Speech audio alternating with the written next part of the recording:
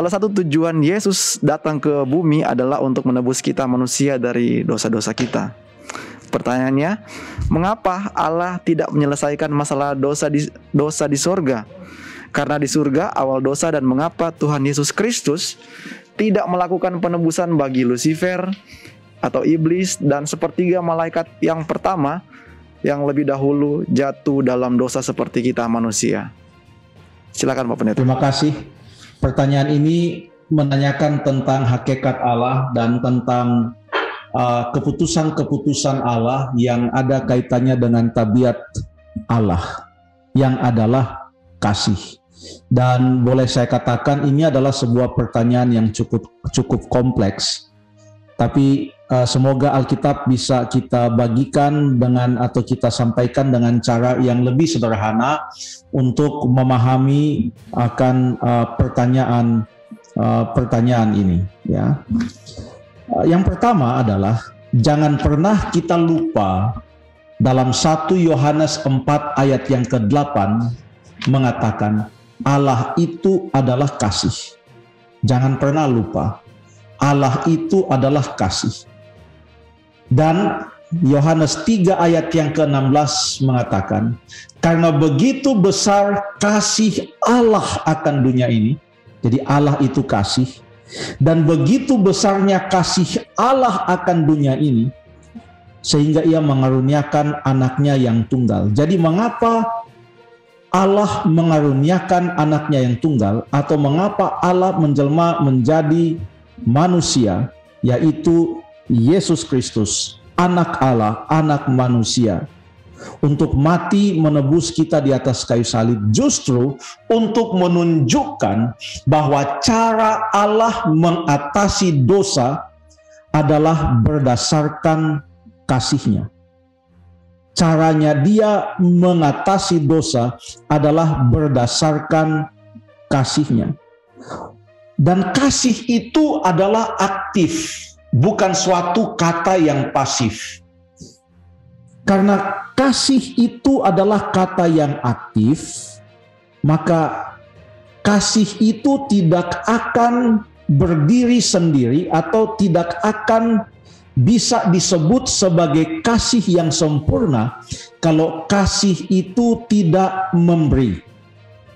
Kasih itu membutuhkan suatu objek supaya kasih itu bisa dicurahkan sepenuhnya kepada objek atau sasaran dari kasih itu. Makanya dikatakan karena begitu besarnya kasih Allah, maka Ia memberi. Ia memberikan anaknya yang tunggal itu. Waktu Allah menciptakan langit dan bumi ini, itu juga adalah bukti kasih-Nya. Dia berikan semua yang terbaik setelah dunia ini diciptakan. Menurut Kejadian 1 ayat yang ke-31, Alkitab berkata, maka Allah melihat segala sesuatu yang diciptakannya sungguh amat baik, sempurna, bukti kasih-Nya. Dan itulah sebabnya, karena Ia adalah Allah yang mengasihi, Ia mau kita melayani Dia, kita menyembah Dia, atau kita tunduk kepadanya, kita mentaati Dia, menurut kepada perintahnya, juga adalah atas alasan yang sama Ia menyelamatkan kita. Sehingga kasih disambut dengan kasih. Itu dikatakan di dalam Yohanes pasal yang ke-14 ayat yang ke-15. Jikalau kamu mengasihi aku, kamu akan menuruti perintahku atau perintah-perintahku. 1 Yohanes pasal yang ke-5 juga berkata, saya buka ayatnya, pasal yang ke-5 itu ayat yang ke-2. Inilah tandanya bahwa kita mengasihi anak-anak Allah, yaitu apabila kita mengasihi Allah serta melakukan perintah-perintahnya. Sebab inilah kasih kepada Allah, yaitu bahwa kita menuruti perintah-perintahnya. Jadi Allah mau keselamatan itu berdasarkan kasih, mengatasi dosa itu juga berdasarkan kasih. Ia menyelamatkan manusia berdasarkan kasih. Manusia juga memilih untuk mengikuti Dia dan menyembah Dia juga adalah berdasarkan kasih. Dan apa yang kita alami sekarang ini, walaupun banyak hal yang tidak kita mengerti, tetapi percayalah, pada akhirnya semua orang akan mengetahui akan kasih Allah itu dan mengakui akan kasih-Nya, bahwa Ia sangat mengasihi kita. Dan itu ada satu petunjuk ayatnya yang disebutkan, kalau tidak salah, di dalam Wahyu pasal yang kedua. Wahyu pasal yang kedua, ya, Wahyu pasal yang kedua, saya lagi cari ini ayatnya, ya, mengenai jemaat yang ada di Tiatira. Oke, bukan, maaf, pasal 3, ya, enggak apa-apa ya, hanya beda satu pasal. Wahyu pasal yang ketiga, kita akan melihat bahagian yang kedua, bahagian terakhir dari ayat yang ke-9. Dia katakan, sesungguhnya aku akan menyuruh mereka datang dan tersungkur di depan kakimu dan mengaku bahwa aku mengasihi engkau. Orang pada akhirnya akan mengakui bahwa Allah itu mengasihi manusia. Walaupun banyak dari apa yang kita alami sekarang ini seakan membuat manusia meragukan apakah Allah itu mengasihi atau tidak. Baik. Jadi sampai pada saat ini yang sudah kita katakan adalah bahwa Allah itu adalah kasih, kasih itu adalah aktif, dan Allah mau mengasihi kita, dan Ia mau menyelamatkan kita berdasarkan kasih. Segala sesuatu yang Ia lakukan berdasarkan kasih, dan Allah mau supaya kita menyambut Dia juga dengan kasih, menurut Dia karena kita mengasihi Dia, dan kita mentaati Dia oleh karena kasih kita kepadanya. Sekarang saya mau memberikan suatu ilustrasi yang kecil saja. Ilustrasi yang kecil. Ya, di dalam suatu, katakanlah, perusahaan atau suatu kumpulan organisasi yang mempunyai peraturan, ya, dan peraturan itu sudah sangat jelas, ya. Lalu kemudian karyawan dan karyawati tidak mengetahui bahwa ada satu orang rekan kerja mereka yang mempunyai suatu rencana yang jahat terhadap pimpinan dari perusahaan atau organisasi tersebut. Mereka tidak ada yang tahu, dan ada beberapa orang yang sudah mulai mengikutinya. Lalu kemudian masih mereka belum mengetahui dengan jelas tentang seluk-beluk masalah yang terjadi. Lalu kemudian satu kali, tiba-tiba hari itu mereka tidak temukan lagi bahwa rekan kerja mereka dan beberapa rekan kerja yang lain yang disinyalir oleh pimpinan perusahaan atau organisasi, ternyata rekan-rekan kerjanya ini sudah tidak masuk kerja lagi. 1 minggu, 2 minggu, hilang begitu saja. Hilang secara misterius.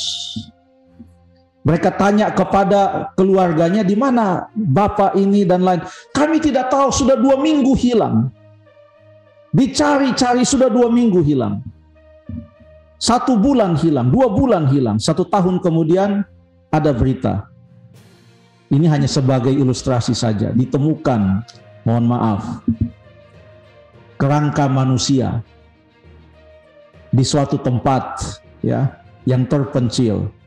Setelah diperiksa melalui berbagai pemeriksaan yang bisa dipercaya, ini ternyata adalah karyawan-karyawan yang memberontak atau mempunyai niat jahat terhadap pimpinan perusahaan atau organisasi.